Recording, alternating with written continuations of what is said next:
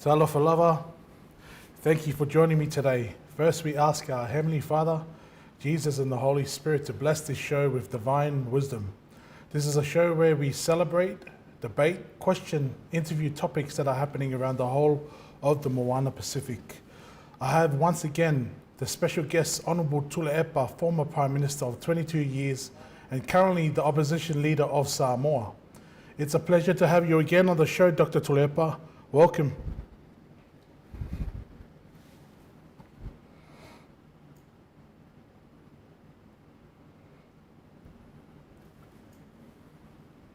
Honourable, can you hear me? He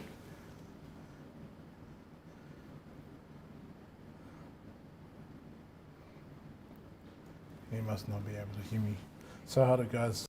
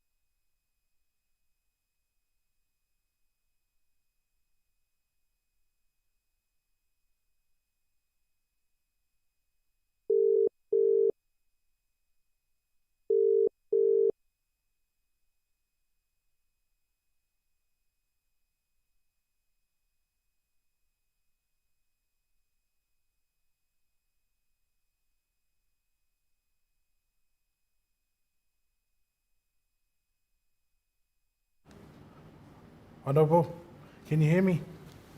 Yeah, Yes. I can hear you.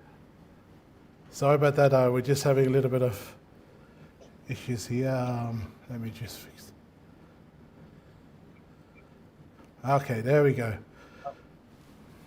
Welcome, Honourable Tuilaepa. I already introduced you in, but we were having difficulties. Thank you again for having us on again, Honourable. Welcome. How was your week this week? Good to see you. Well, it's terrible. We had a tough time in Parliament, but it is also a week where tempests are uncontrolled in Parliament. There's a lot of things happening in Samoa this week. You guys went back in Parliament. I wanted to start off, Honourable. I went to church today, and the readings today really kind of reflected on. It was a nice message from the Bible, from the Gospel today, which was Jesus heals the blind man, born blind. And the message I got from this was he did not heal him with his physical blindness, but more of a spiritual blindness that he's healing. Is this something that could be a message for the Parliament on the events that had taken place in the last week, Honourable? Well, it was a very appropriate message. And of which the sermon of the day was all on the work, the good work done by the Lord in curing the blindness of this fellow that was summed up in front of the Pharisees, and were trying to say that he was not really blind. But it was a great message, especially when the Jews were trying to pin him on the law of Sabbath. The Lord was working on Sunday. As you know, this was one of the first grounds that the Pharisees used as an excuse to crucifying our Lord. So the whole sermon was on blindness. The blindness, the world of that was facing this blind man was all darkness. And the Lord gave him light, made him see the light of the world. And so translated to so many blind people in the world today, where darkness is more important to them, where the light of the Lord is refused.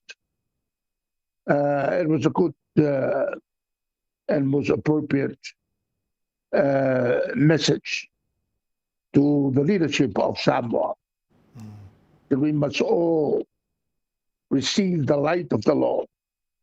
And here we also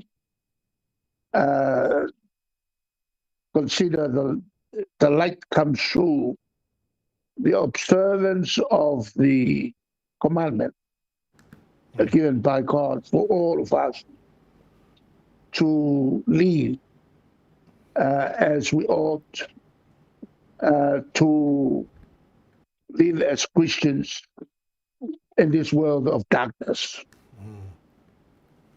It was a very interesting week in Parliament. I had a little bit of had a look in what was happening, and the controversial bill that was passed. There was a lot of political standoff moments with the Prime Minister, and one of those moments was when Lauofo asked about the consultation about this bill being passed, and he's been pushed aside, and he was accused of signing checks for drugs, Honourable. Is this a crazy accusation from the Prime Minister? That's how I see. Thoughts? Indeed, it took us by surprise because it was so sudden. The Prime Minister was angry and he got up and shouted and then accused Lauofo of signing the checks to buy drugs, ice, And then he mentioned the second point. And the second point was the payment of huge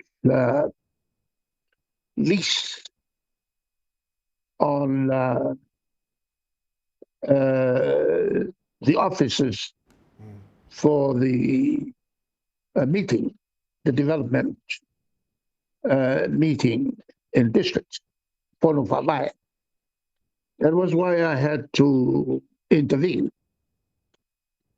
because before he started to talk about the leases, that is why there was confusion. The way the Prime Minister's outburst came out, it seemed that Lauofo was responsible for usage of money to buy drugs, and that they asked for unreasonably high leases for their district meeting office. That's why I intervened, because I know then that after he bombarded Lauofo, then he will turn to my village, because my village has been penalized for the lease payment. That was why I interrupted for a point of correction under the standing order. I can stand up anytime, either to raise a point of clarification or a point of correction. So I rose on a point of correction. And I said, concerning the lease, Lauli is saying that the lease was way far out of the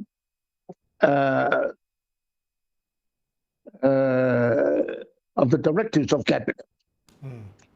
That's why I had to raise a point of correction, because there was never any directive on what lease to be paid.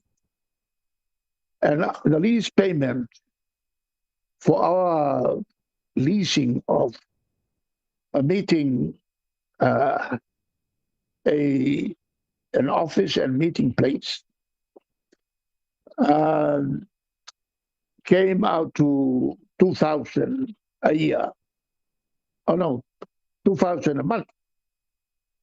So 24,000 for the period of 4 years, that comes to 96.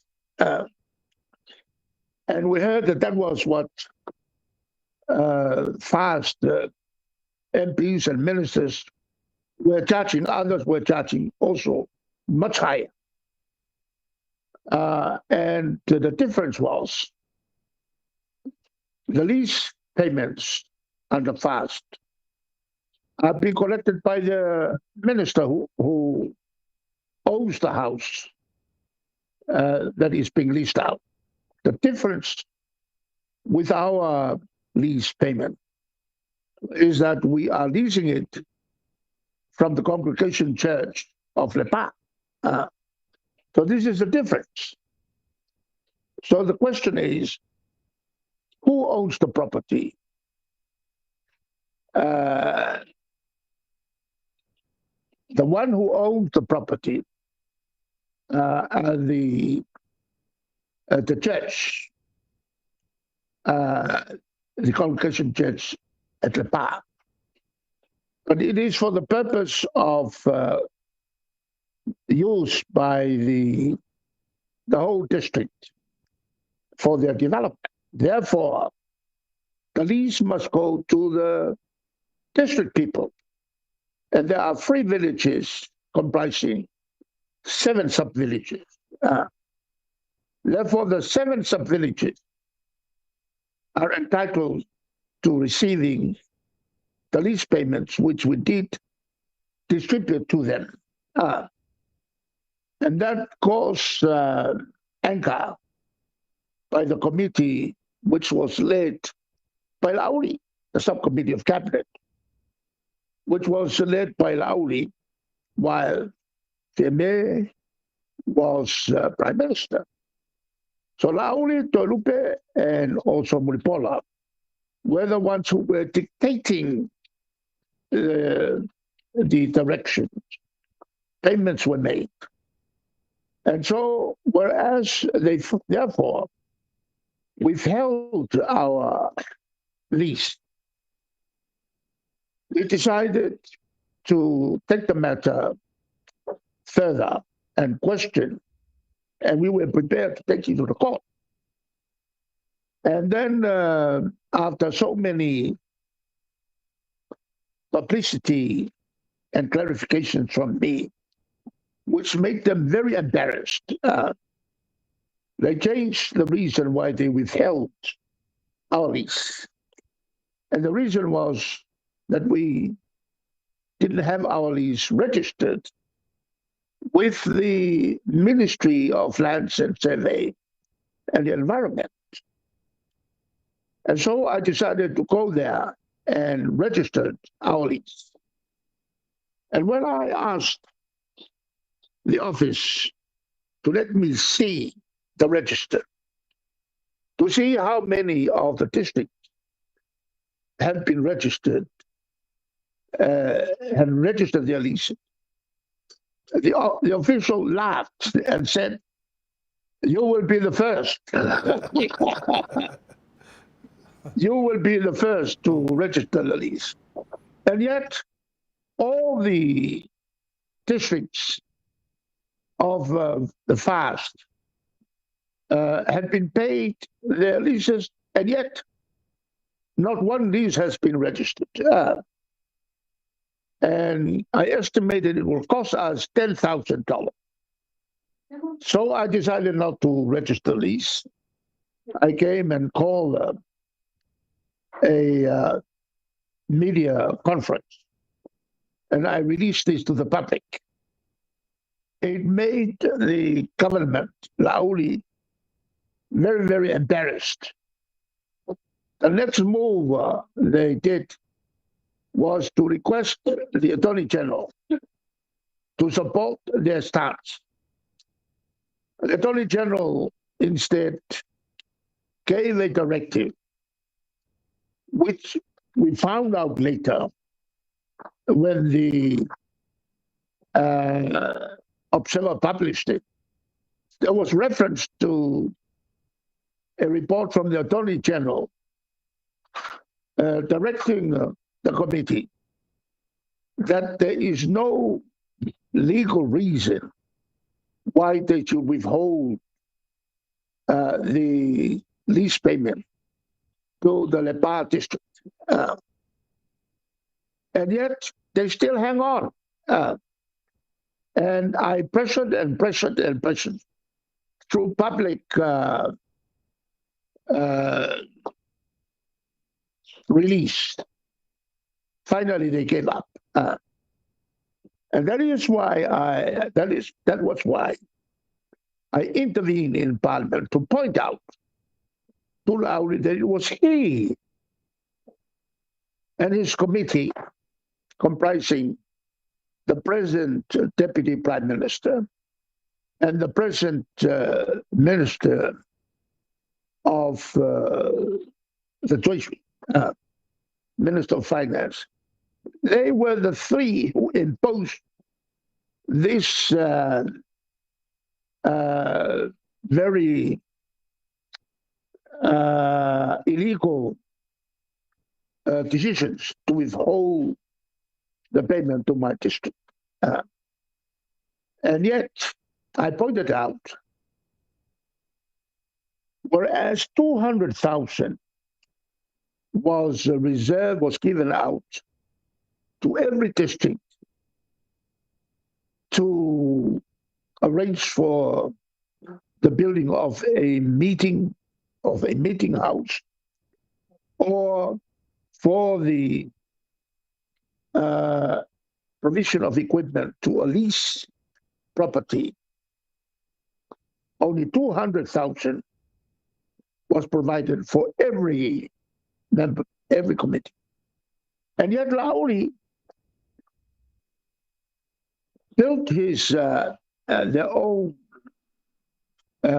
meeting house, and there were two of them, not only the meeting house, but also a beautiful, very expensive home, together with a swimming pool.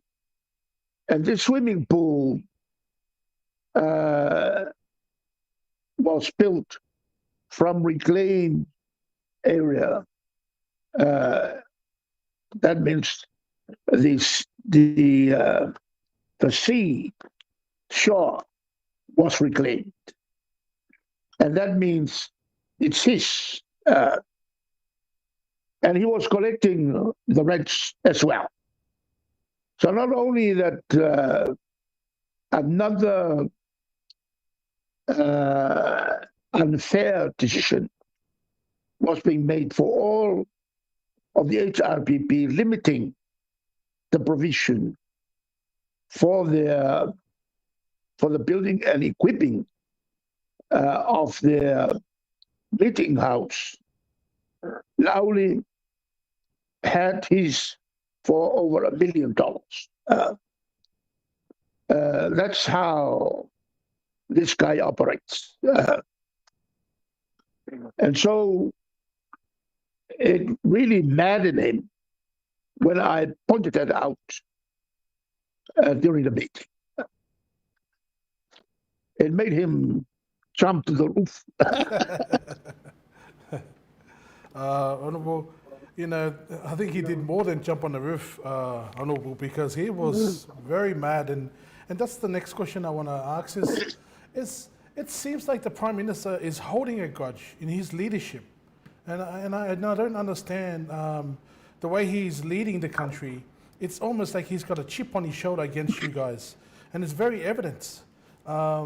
Is this a real concern for you, Honourable? Because we shouldn't have this type of energy inside of the Parliament towards our fellow Samoans. Well, the man behaves like that. I have been telling him again and again and again publicly that he's a liar. And whereas it did not affect him much when he was in the opposition, now he's the Prime Minister, and I keep calling him a liar. It has finally dawned on him. It's a great embarrassment. That every week, right now, just about every time he opens his mouth on any interview, a new lie comes out. So in Parliament, as you know, right now, there is a court case pending where he accuses me of treason. He interprets our political intervention, our political voice when we raise issues of concern to our party. He interprets these interventions as it's all treason, and therefore we should be charged. And for that reason, that is the sole reason why he added on his name to the case that was raised against me by the Minister of Education, who was the former CEO of Health. So both of them are charging me for defamation.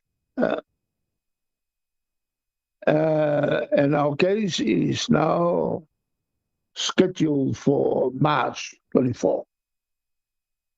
And I look forward to it because what I have been saying are all on record, even parliamentary record. So I do not know. I thought these two gentlemen should have been advised by the law, by a lawyer, that what they are doing is very dangerous to themselves. Honourable, you say treason, and this is what confused me when you guys have been, you guys were done for treason, and I thought to myself, I recall last year when they split, when Laoli had split the party, he moved away from the party and he took the members with him, some of the members, and it seemed to me, I was saying yesterday, I said, that's treason in my eyes. That's what you call a real treason. But the treason for you and Lo'ofo and ministers for standing up for your voice for something in Parliament, and that's treason, it confused me. It confused me, Honourable. Yeah, you are not confused. But the Prime Minister himself does not know the difference. So it is a waste of time trying to explain to this man what it means, what treason means. And as you say, that you are correct. A person who plots for the overthrow of the head of government, and that's treason. And he succeeded, uh, especially when he was party to that government. That's treason. He doesn't understand that what he was doing was treason. And Viamer could have taken him to the court on that basis. Honourable, to talk more about this bill, is this from you're the leader of the opposition side, and I wanted to get your point of view. Is this a good move that they passed, and it seemed like it was passed very quickly when it's going to be actioned in July? But just from your perspective, is this a good move that it's been passed? Did you need more time to understand? What's your thoughts on that, Honourable? This was a very ridiculous move, stupid move. The reason is, and as Lawofo, a lawyer, was trying to explain, after the second reading in Parliament, when everybody is given the opportunity to speak on the opposition and also the government, then the bill, it is the reason why it is called the bill, because it is not yet law.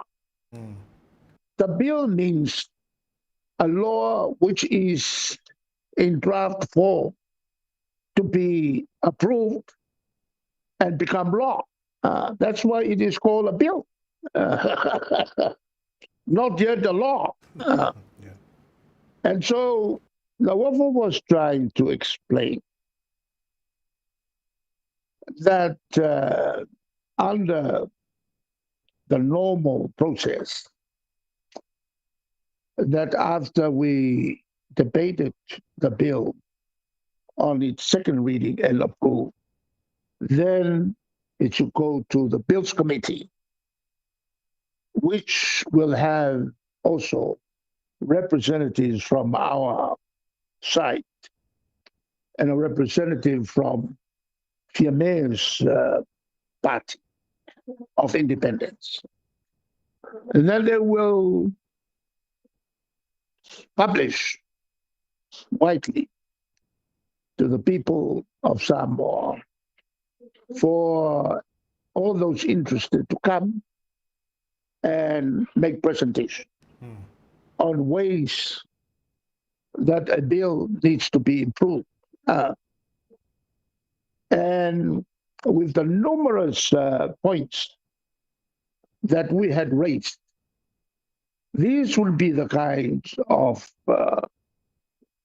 recommendations that should be looked again into by the government so that appropriate amendments could be made. And this is all part of the term good governance.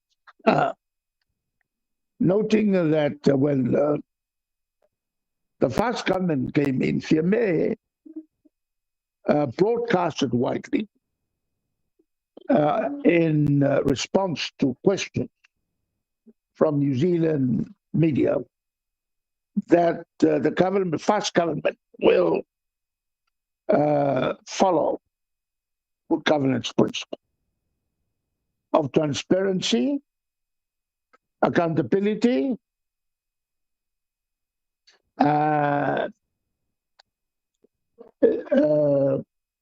consultation with the public, closer consultation with the public, and the passage of laws that are applicable to all, laws that will never be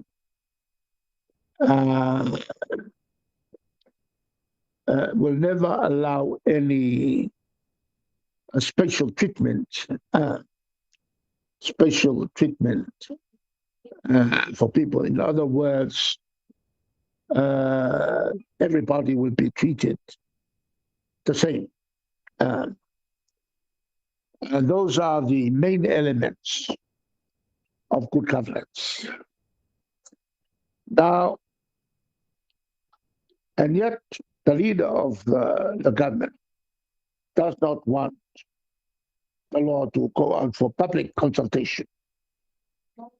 And another point which we noted, it was so cunningly, very cunningly drafted that if a decision at the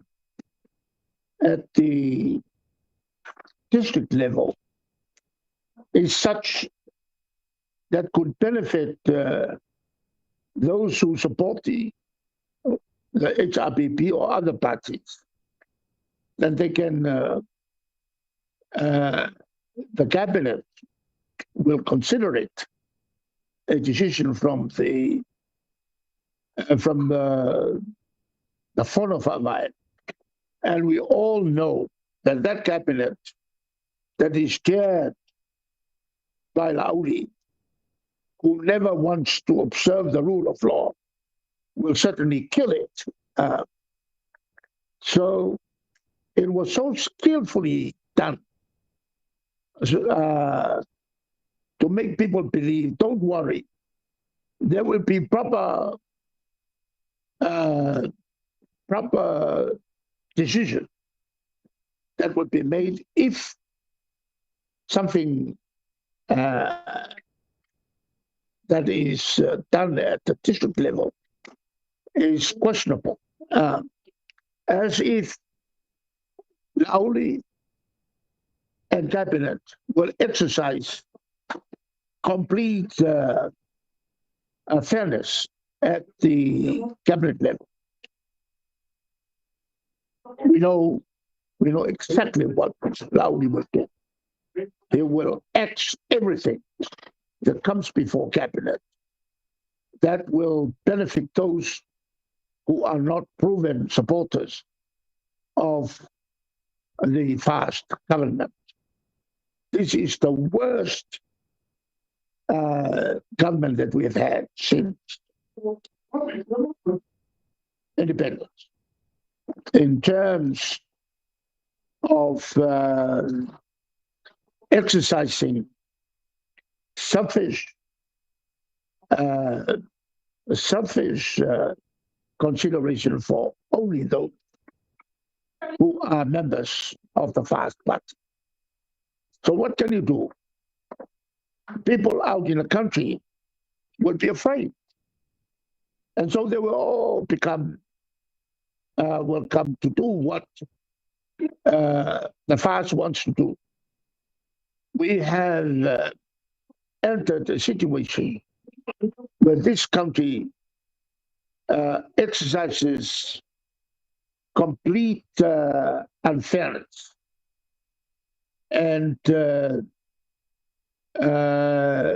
also specifically favoring only part of the community that are supporters of the fast party and condemning the rights of all those who do not support the party. Yes, Honourable. You know, the discrimination of this bill, like the consultation with the people of the village, they need to see them. They need to be consulted, and it's very sad to see. You know, we had Besides, when we talk about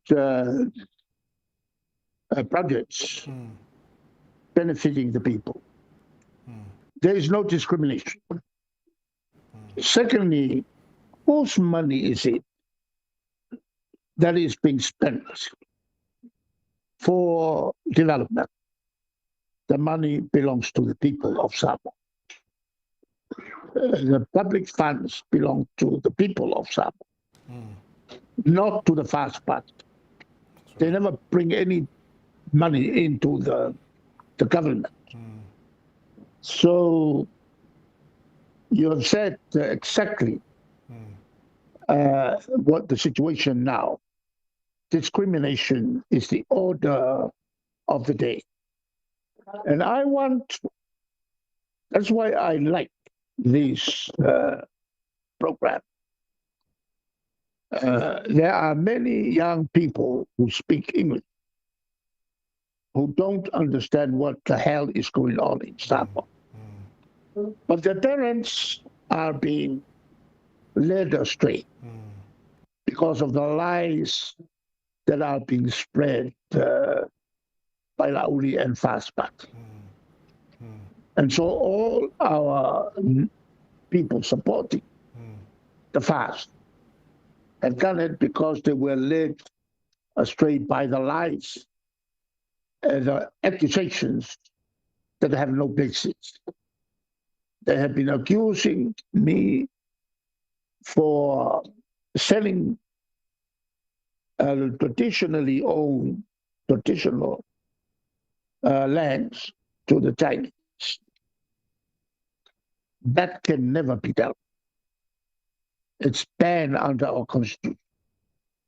But people overseas who never come to Samoa or hardly ever come to visit here have been led astray, led to believe.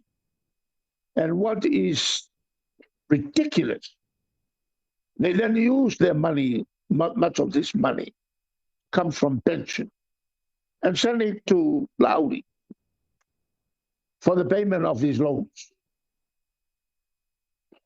And yet their own family, their own members of the families here in Samoa that are taking care of their interests in lands and titles are being ignored. That is very un-Samoan. That's right. And is very unchristian. It is unchristian to support a government led by a person who is so glued to tell lies and to use the name of God to deceive our people by naming the party after the word God. And that is breaking the law of God. Don't never, never, never use his name for these dirty politics. Couldn't agree more, Honourable.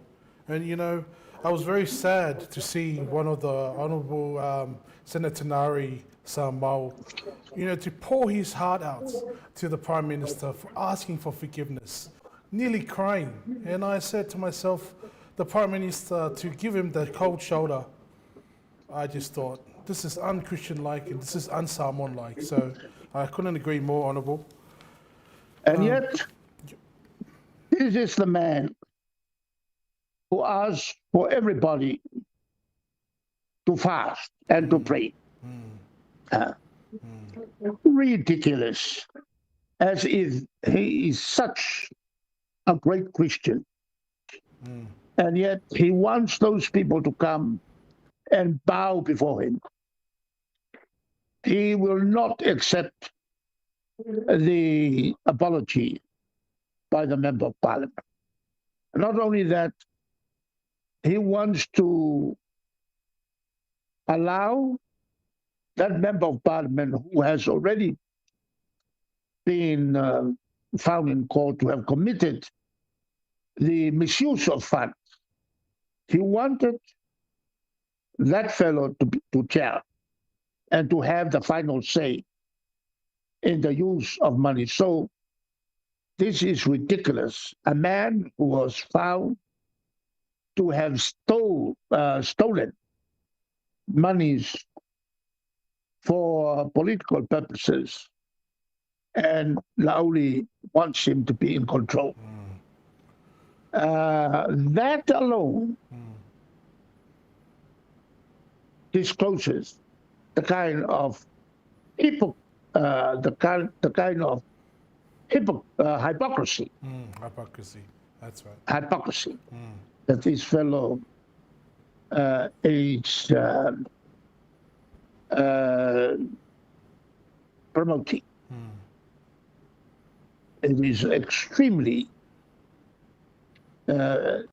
against the Christian teaching to pronounce one thing and yet does the opposite.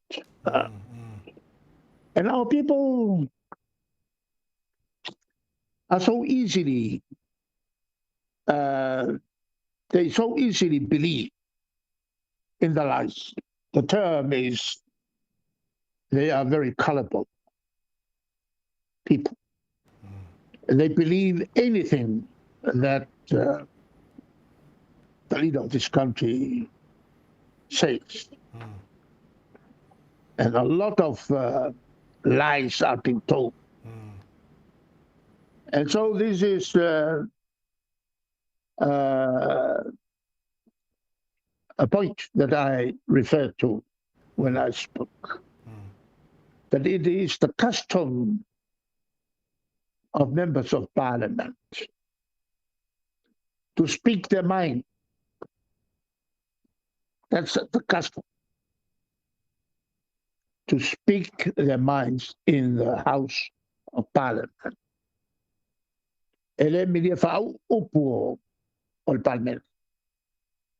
We do not deal with the kind of speech that all you do is pour oil on people. No, we don't pour oil. We tell the truth. And we call the spade in Parliament. But in the end, we revert back, no matter how hard we state our viewpoints. At the end of the meeting, we come out and we all laughed about our exchanges in Parliament.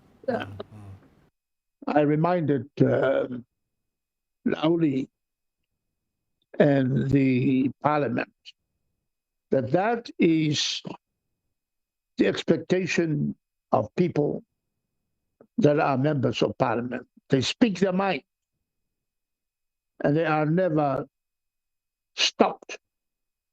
It is part of their duty in accordance with the oath of office that we have taken. And it is also our duty as members of the opposition to give our recommendation to the government, which unfortunately the government leader tends to view our observation, our recommendations as part and parcel of treason against its government. He plays on words, but we are no fools. That is why we hit back. Now you have heard that 3 of us have been charged, including members of the media.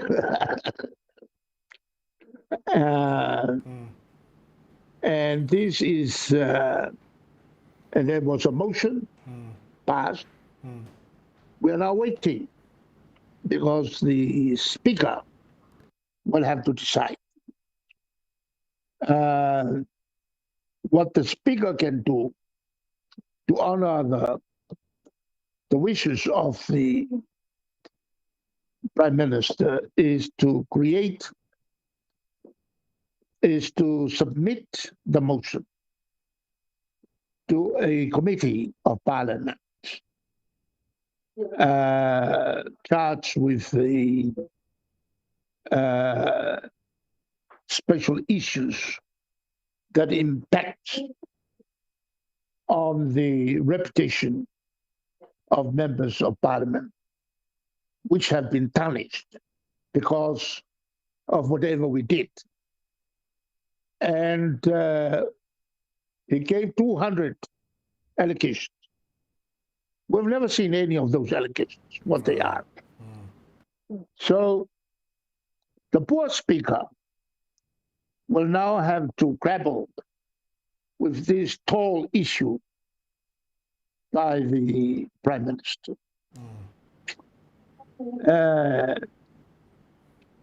We ourselves, three of us, and undoubtedly that's what the media will do, we will have to demand a 200 allocation.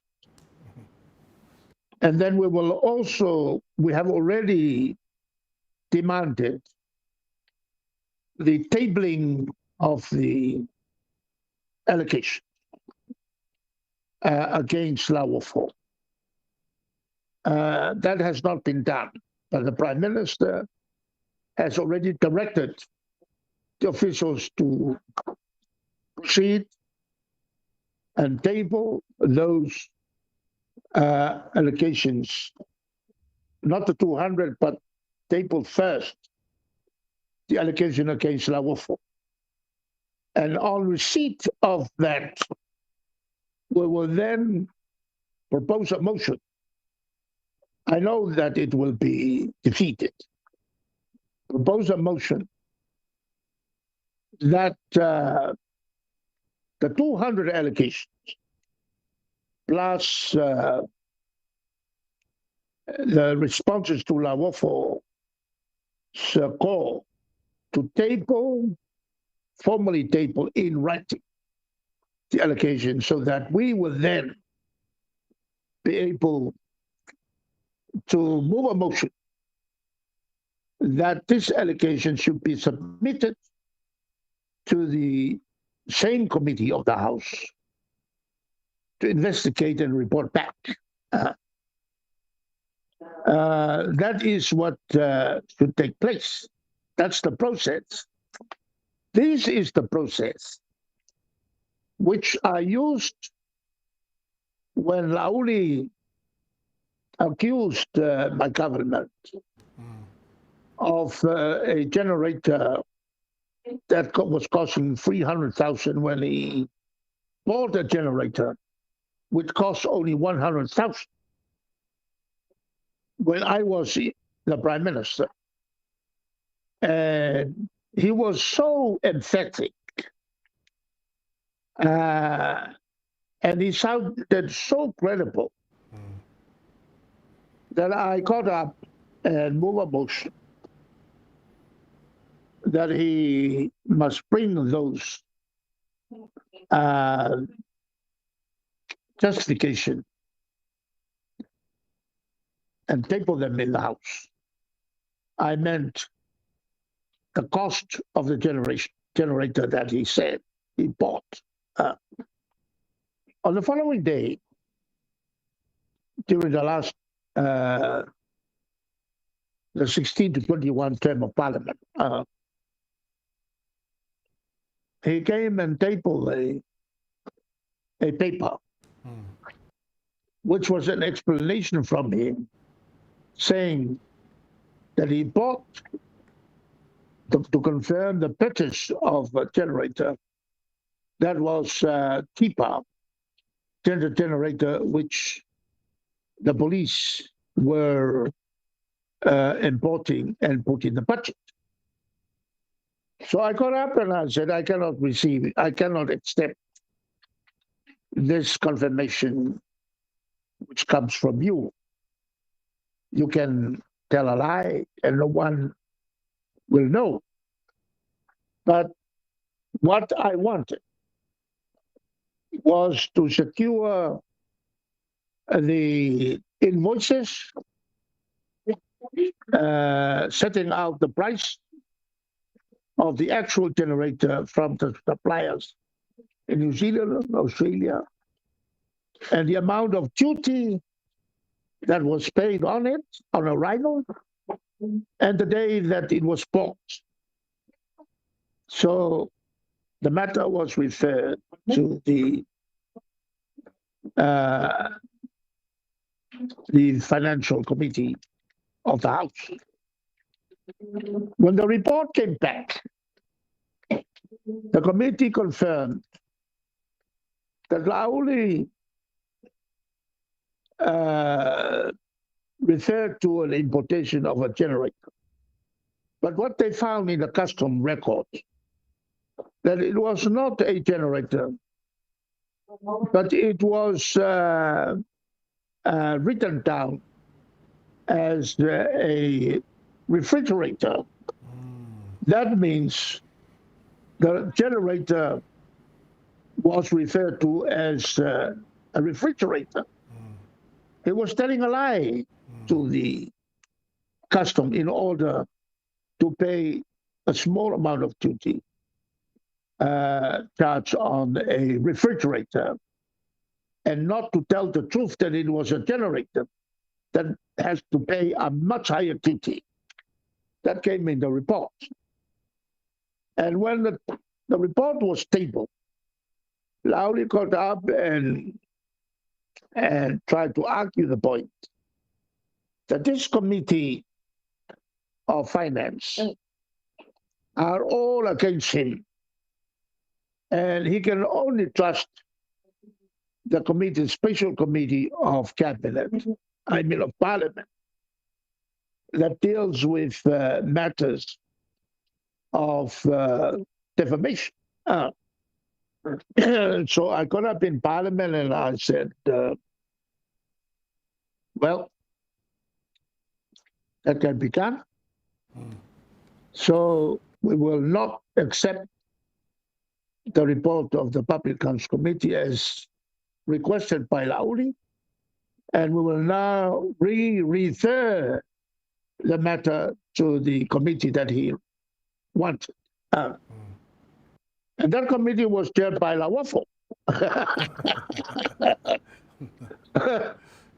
So the committee went through the papers, again went to the customs, and came out confirming that what Lauli brought was a generator, but he cleared it from the custom in the name of a refrigerator, thus paying less duty. And Lauli got up and tried to tell everybody this was a lie. But that's what the report says. And they have invoices, and moreover, the officer in the custom that handled the matter was dismissed by the customs for not honoring his duty. Apparently, he was being bribed to do it.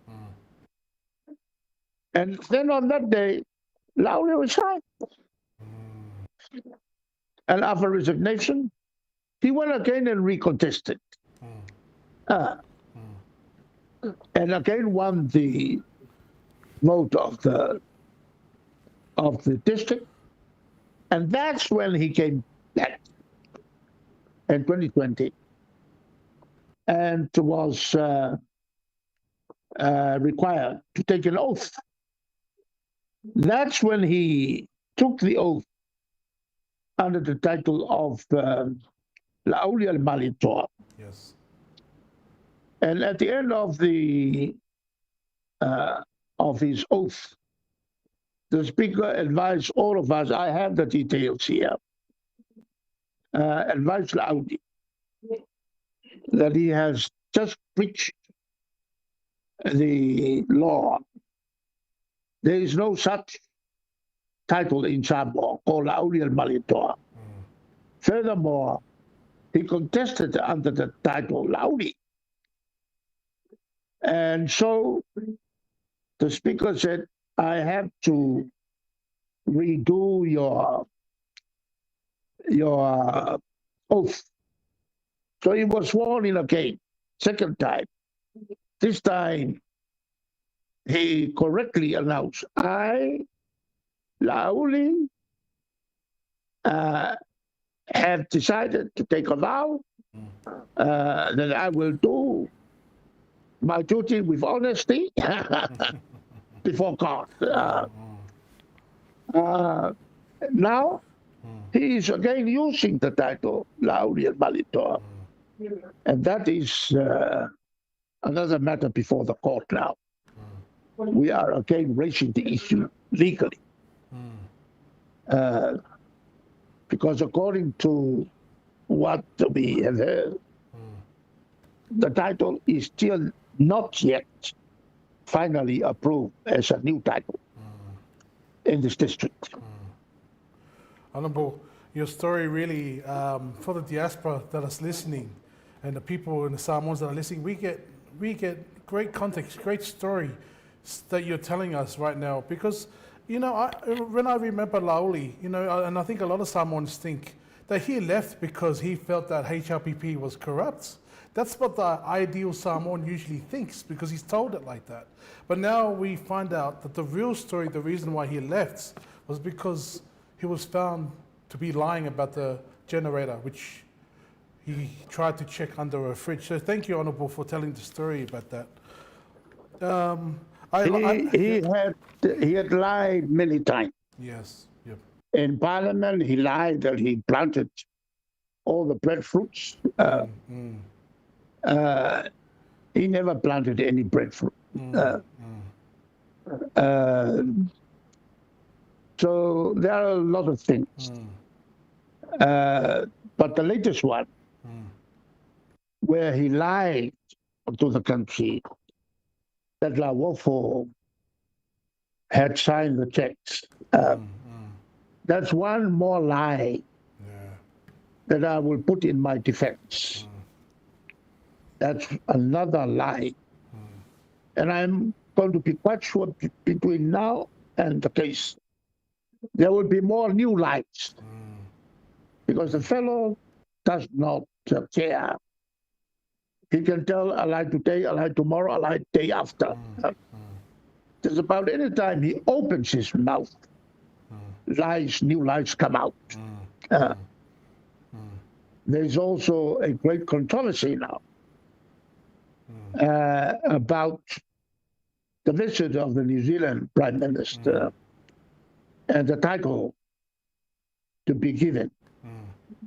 It was so unnecessary for him to come and publicly declare that it was the Prime Minister of New Zealand who requested it.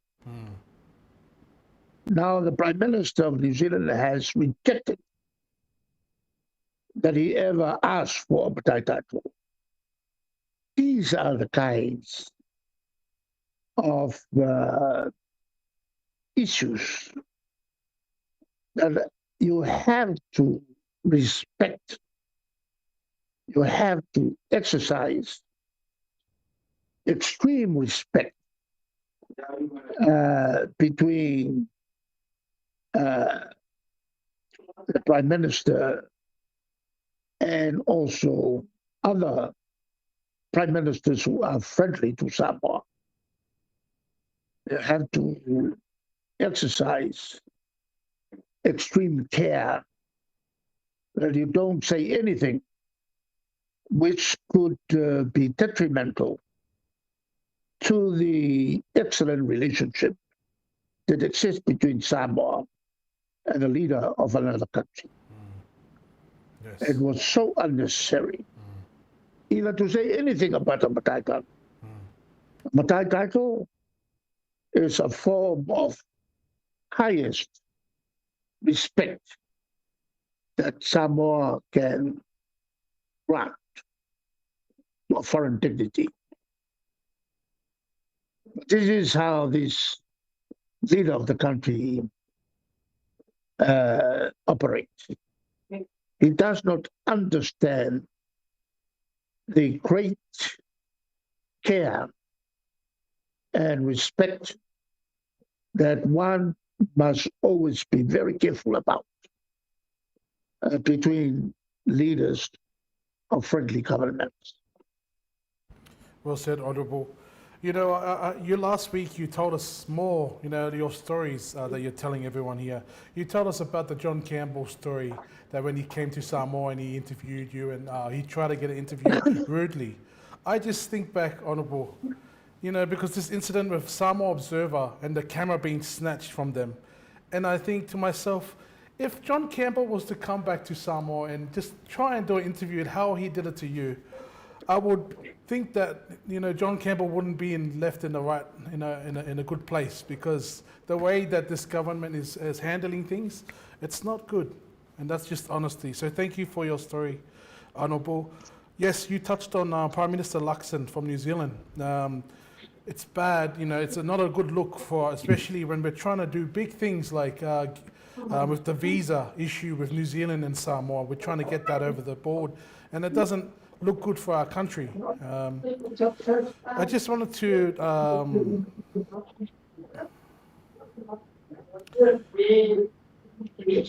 just between the look for the people like the banks that are looking, the donors from other countries, Honourable. Is this a good thing for Samoa with all this mess that's happening? Surely the donors in the countries are thinking this is very bad governance from this government of Samoa at this moment.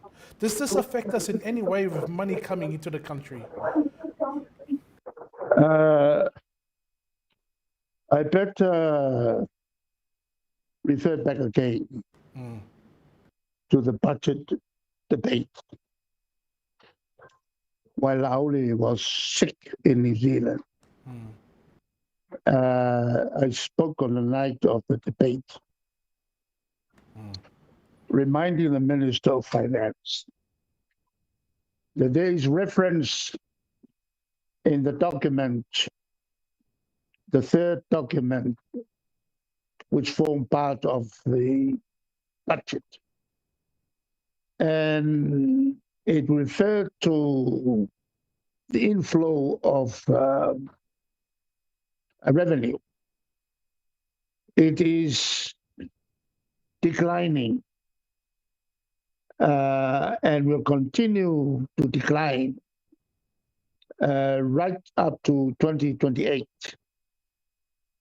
The reason is there is no effort by the present government to engage in big projects, which normally result in development loans from development partners. It means, therefore, Samoa does not need any more development. And moreover, of greater concern, the fast money schemes proposed by the government are such that will likely result in the opposition coming from development partners. And I refer to the much debated foreign exchange, the stock exchange market, which the Minister of Finance went with Lauli and enunciated this in Hong Kong, which will promote the kind of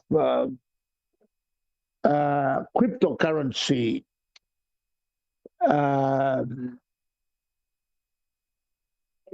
cryptocurrency support, which our laws and capacity are not in a situation to handle, able to handle. Besides, when talking about these matters, the advice of the IMF, International Monetary Fund, should always be garnered. Apparently, the Prime Minister refused to do this, and that is very dangerous. Because in the IMF, you find New Zealanders, Australian, Japanese, American economists are working there. And they all know, they all communicate with one another. Samoa is now rated as a problem country. A problem country. So if the full impact economically of the war begins to be felt in all countries, Samoa will be one of the worst hit countries as a result.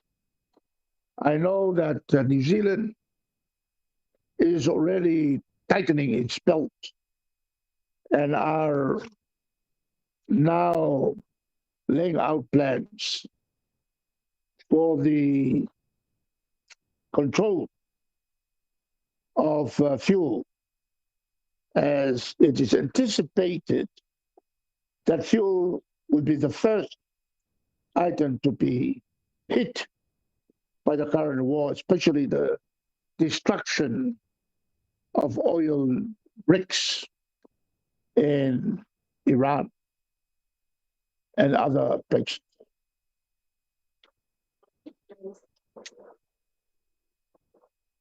You talk about the this subject with the power, with the oil shortages happening from the war. We're getting ready if there's something that might happen. It's going to affect everyone. And I think, and I looked at other stories. There's more power outages in Samoa, and it's still happening today. And I think to myself, when the power goes off, you rely on the generator. But if you have a generator and you have no oil honourable, well then you don't have the power. Well then we'll have to go back to Samoa. We'll have to go back to using candles, honourable. But it's not a good look for Samoa, honourable. You talk about the power cuts. I've been very angry last night when power was off once again. It is now a happening just about every day. And it's going to get worse. And our people, our government talks about money distribution in the hands of our people. And yet, any new development is completely out of the picture. Honourable, going back to the Prime Minister Luxon, he's due to visit, and because New Zealand did a funding there's a partnership between the Sailele markets. Is this a HRPP project, Honourable, or is this a FAST? I just wanted to clarify for the viewers out there. It was part of our purification of the waterfront project during our time. And the project, the market, was proposed to be located at the location right now. And I said this is 1, 2, 3. This is the third High Commissioner going back. The High Commissioner that was married to a Samoan girl.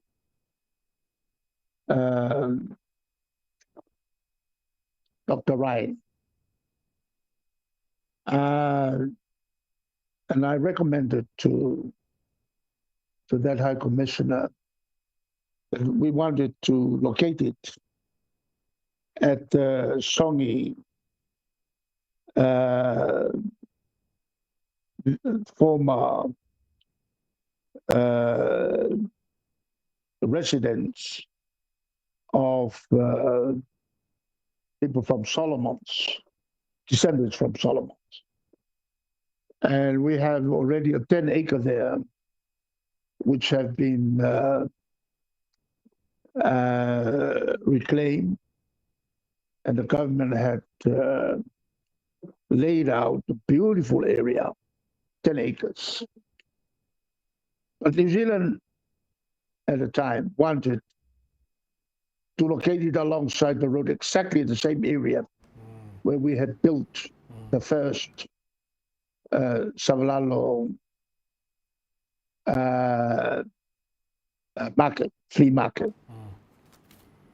I requested that it be located because that area is already earmarked for the widening of the road. It's very narrow. And moreover, we plan to build a 15-story building, but pushing towards the sea, so that there will be a big area there that we will use as a big frontage for people to, to walk about before coming to the government house.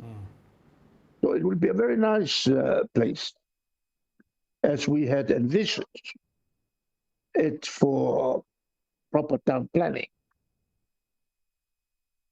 The commissioner at the time felt that it is not acceptable because New Zealand wanted to put it next to a location where people can see this is a New Zealand project. And I said, it can be seen as a New Zealand project, exactly where we want it. As you know, donors listen to what governments want. It doesn't mean that you have plenty of money, that you come and dictate to a recipient government. That is international donor policy. If you give assistance, consult with the government. And so by the time we left, we still did not get an indication from New Zealand. And now, as soon as the new government came in, they talked again and proceeded and built at a place that is most unsuitable. That is why I have on several occasions announced my displeasure, because it would be a waste of money. Come another government, and we have to tackle the problem of congestion, then that house may have to be put down. That will be a waste. It is the wrong location Well, you put it for at it to be sited. So as you can say, it was a project that started from our time. You know, and I read a story, Arobo, about the Sailele markets. There were people who had been set up there and promised that they got to be put back in there when the new markets come in. And now it's saddened to see they didn't make the lists, and they went to the Prime Minister and asked for what's the reason for this, and they told they got to get another look at it. So I hope those 60 members get the right outcome for themselves. They will never have a look at it. They will look at those who are only supporters of FARC. As you say, this is a heavily discriminatory government.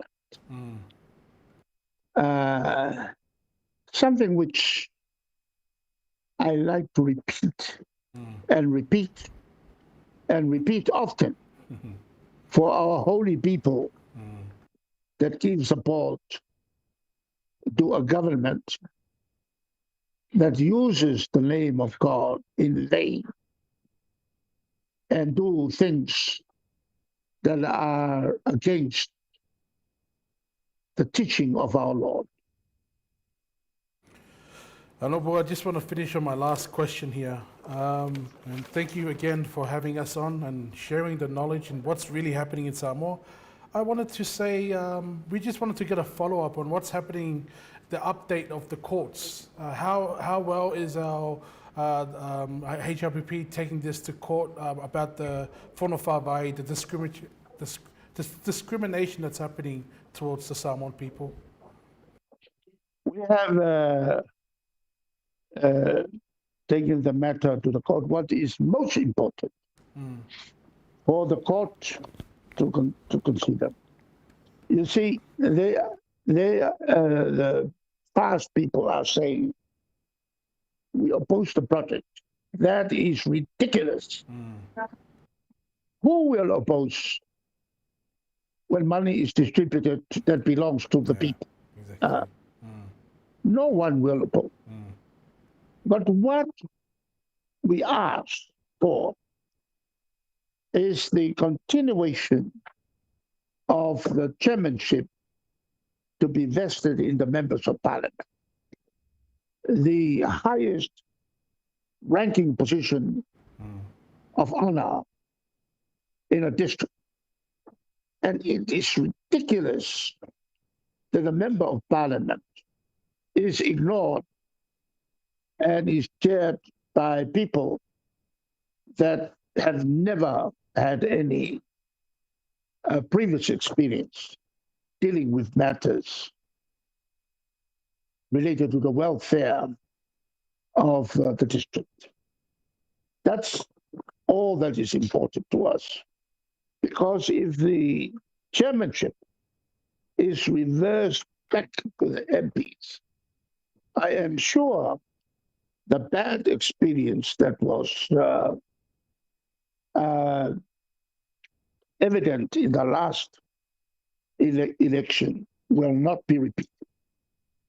And remember, I'm referring him here to the government from 2021 to 2025 of the fast, where monies have been misused, starting from the Prime Minister himself. So that's all we ask, that the chairmanship must revert back to the past dictated policies. And they have changed it deliberately because of the deliberate discrimination they are putting up against people that are not having the same viewpoints as fast. That's dirty discrimination, dirty politics. And that is what we are asking the court. What they are saying is, we object to the project.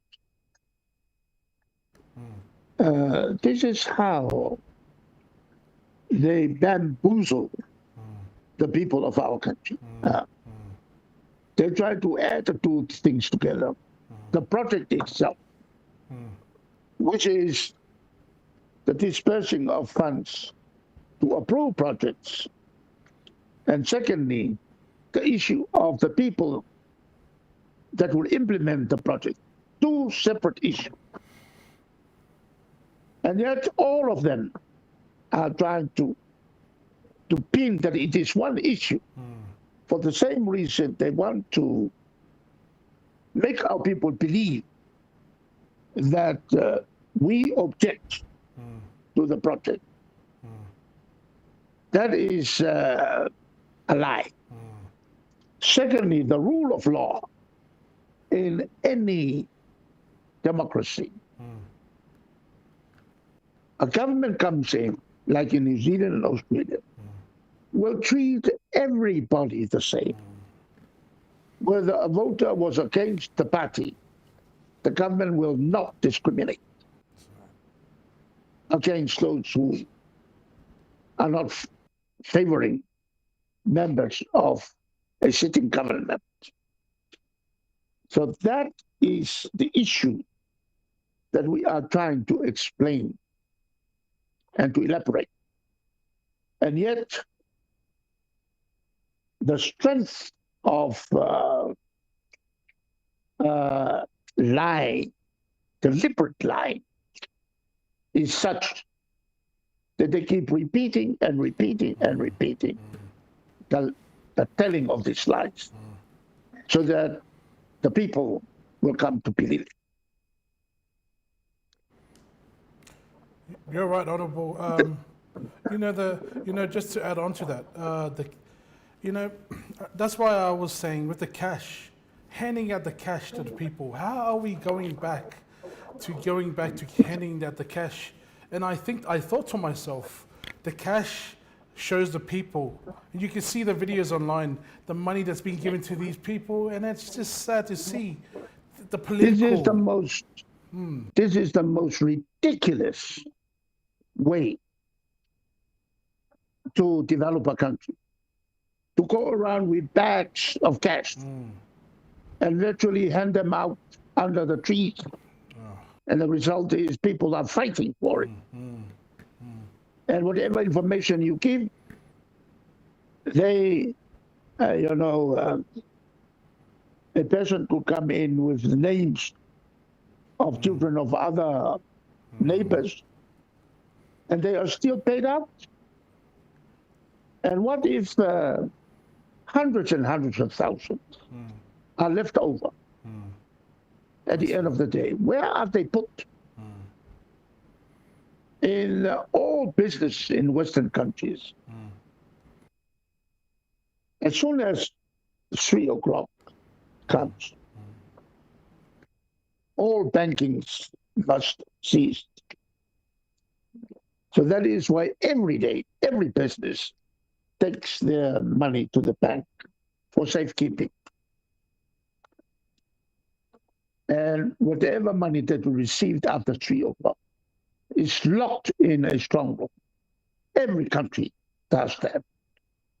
In the whole world, only Samoa is doing this stupid practice, because this is the only way of abusing public funds.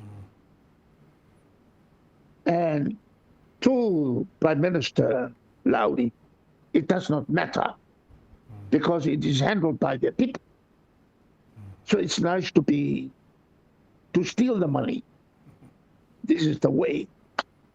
And proof of that is Malielegaoi, the former member of parliament, at Fasaleanga. He was found to be guilty of misusing funds. And that is why Lauli is stopping payment to the district, because the district, they have agreed, they have finally agreed under pressure to reappoint the member that was found guilty in court. But Lauli wants him back to handle the millions for the village. And not only that, he wants them to come and apologize to him personally in Apia. No prime minister can ever, in his right mind, will ever do that, and never did that since we became independent. Until this fellow trying to use the monies to make people do what he wants. We are hoping,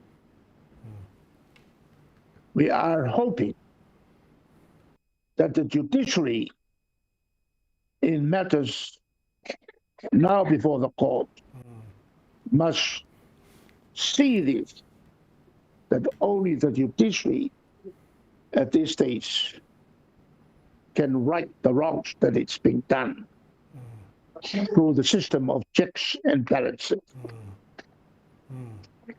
where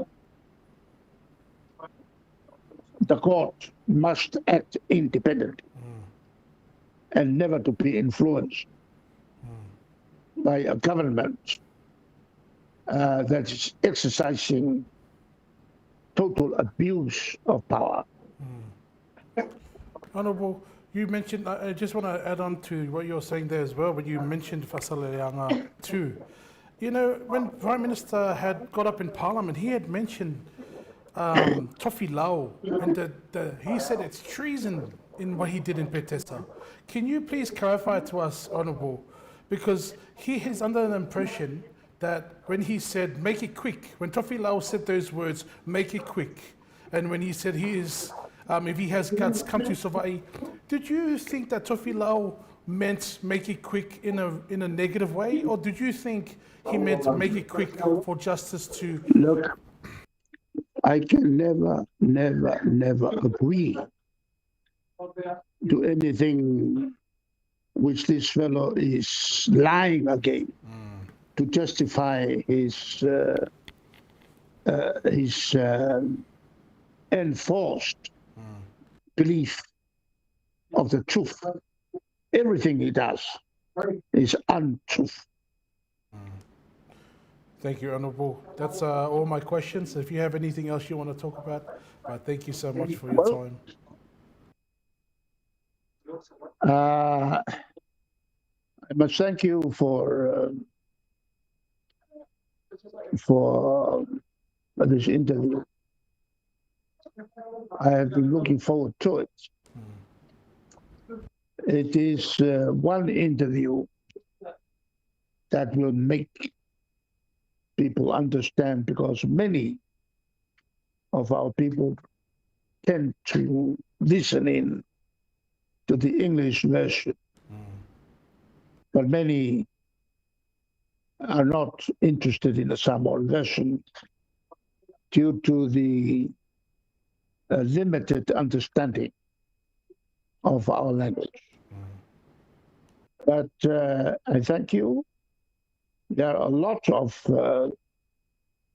very bad swear words said against you, but was against me. But it does not matter, so long as if this is the way to convey the truth, then it doesn't matter what they say. And I thank you for this program. Yeah, mongekele le kupolo fafonga. Thank you, Honourable. Le proclame le nei o fala ulora ngala pertania. Atili malam mai le totele. Ele umfai on mawa atoa le malam maanga ele ngala Samoa. Yeah, so for me, Maria. We'll be back, guys, after this short break. Thank you, guys.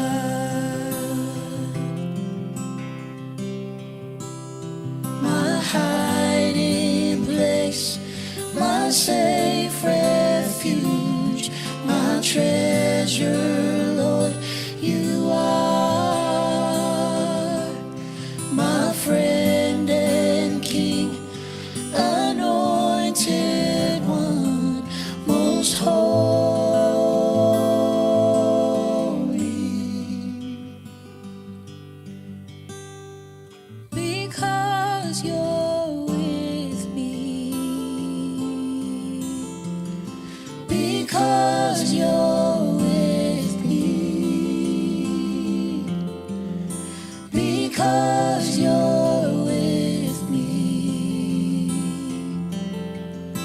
I will not fear. My hiding place, my safe refuge, my treasure, Lord, you are my friend and King, anointed one, most holy.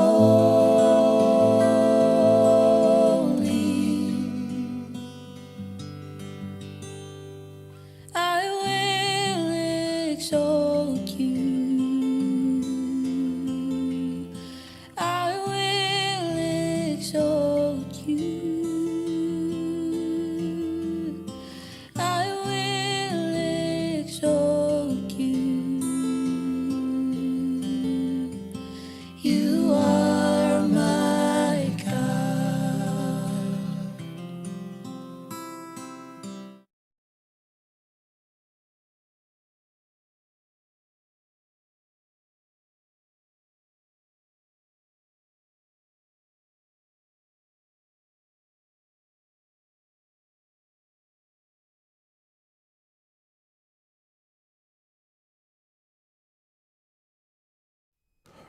Thank you guys for being patient and having us on, and if you're still watching. It was another good conversation with the Honourable MP, Opposition Leader of Samoa, Tuilaepa, and this connection that we have every Sunday. It's really good the more we talk with him, because we understand more what's happening in Samoa. And that's one thing we struggle with in Samoan politics. We don't get the full picture. We only get what is being given to us and what the mainstream media are putting out. And so, it's gotten that bad that just my little podcast here is really like enemy number one. Like, who am I to come on camera and then just have the opportunity to talk with the Honourable MP of the country, and it seems like the content that's coming from this little interaction that we have with him, I mean, it's affecting these people, and so that it goes to really show that there's something behind the stuff that's happening in Samoa. That the truth is not being told, because there's so much information that's not being said, and it's really alarming. And then, but everyone else out there is getting a different type of understanding, different type of information that's being given to them. And this is why I think it's very dangerous that these little things like as I said before, the cash, handing out the cash. Like, I don't understand what's with the cash. I mean, why not just put it in a bank account? It saves everyone time, and also it's easier to put it into a audit report, a report to kind of say the money went here. We have proof because it's through the computer. But when you have cash, you bring the cash, you don't know how, you say X amount of money went out. So you can play around. This is where corruption breeds here, because you can say, just say they took out $20,000 for this district to kind of hand out everything, hand it out. They can play with the books and say, hey, we can just put down this amount, and then we'll just leave the rest, the leftover, for us. You see, these are the things that can breed these corrupted practices. And that's what the opposition leader is saying. It's you can clearly see his frustration and what he thinks about it. He thinks it's crazy what's happening. And that's just the tip of the iceberg. There's heaps of things that's happening in Samoa. The power outages. See, it's not even on mainstream. It's like no one's talking about the power outages. It's hot in Samoa, and imagine you got an air condition and the power goes out, and you don't have a generator. But now you've got even if you do have a generator, you're fortunate enough to have a generator. The wall's just around the corner. If there's a war got to happen, and it's going to affect the oil, then you're soon to be left with nothing. I don't know what else you can use, unless you got batteries, solar batteries. I guess that's the other option you have. because oil is just about to, well, I hope it doesn't, but things, a war can happen and it will affect everyone around the world, especially Samoa. We don't have a power problem, but Samoa does, and that's not even the main issue that's happening in Samoa. That's the concern, and I hear about this treason thing. I haven't really looked into it, but the media. I mean, the honourable opposition leader saying there's media involved in treason. What is that? That's crazy. What treason? What treason are we talking about to the Prime Minister? I'm not sure. You guys make your judgment on that. But, the stories about the Sailele markets, that's very good to know that, the backstory. It wasn't, HRPP did start that project, which is good. And then FAST had continued it on. But I love these conversations that I have with the Honourable MP, because it really gives us the context on what's really happening in Samoa, and it really gives us the other side. Just last week I was just talking about it. We had the John Campbell side that we've all heard of for many years. We've heard the John Campbell story against Tuilaepa and the rugby funds and the tsunami funds. We've all heard it. And to get the access of his side of the story last week, I haven't got around to put it in the short form yet, but soon to allow people to make their own judgment and correct the thinking they have against the Tuilaepa. Because even myself, we were all looking at this John Campbell. We were thinking, oh man, is this John Campbell, man? Damn, is this guy for real? And to tell for the Tuilaepa to tell his story last week, it just really,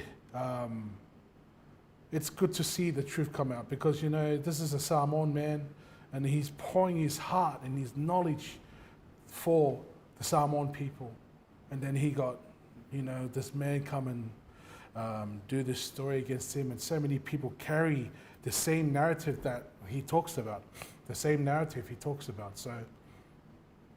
I hope this helps you guys at home, and I look forward to I don't look forward to more drama, and I hope there's no more drama in Samoa. My message is, again, guys, whether you're HWP or FAST, we're all Samoa for Samoa. That's the main message.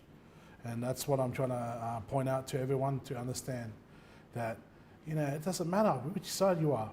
As long as we understand, we all can agree, we want Samoa to thrive. That's one thing we can all agree in. And I think if we have to call out the truth, if it's not the truth, we have to call out stuff like this. Like if something that Prime Minister is lacking on, it has to be called out on. And so I hope, the content that I'm pushing out is helping you to understand. And as I said, if it hasn't yet, hopefully in the future, that it will catch up and you understand.